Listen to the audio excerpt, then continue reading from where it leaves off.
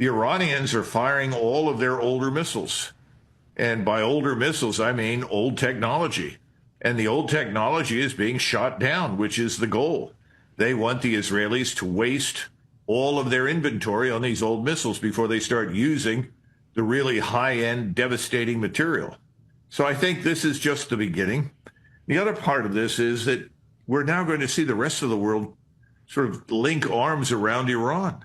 Because if you're sitting in Moscow or Beijing or Ankara or anywhere else, and you see what's happening to Iran, you say, well, look, if we don't stand by these people, inevitably we'll be next.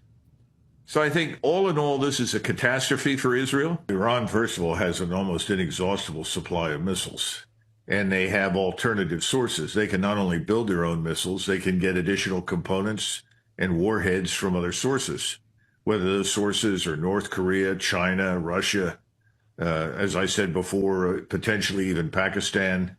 And I'm sure that there are others. So I think there won't be a shortage of things for the Iranians to fight back with. The real question now is, what do we do? And I think President Trump is already signaling that he'd like to go back to the negotiating table.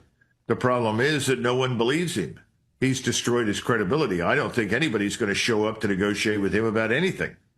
So I think this is going to go on, and it'll get worse the longer it lasts. I don't know what's going to happen. Right. But the Iranians, contrary to popular belief, whatever mistakes they've made, and I don't think they've made very many. I mean, everybody says, well, they should have given up enrichment.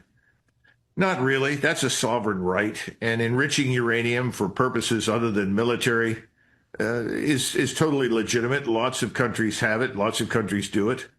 The Indians and the Pakistanis both have nuclear weapons. They're too smart to use those things against each other. The problem we have right now in the region is you've got one country that has nuclear weapons.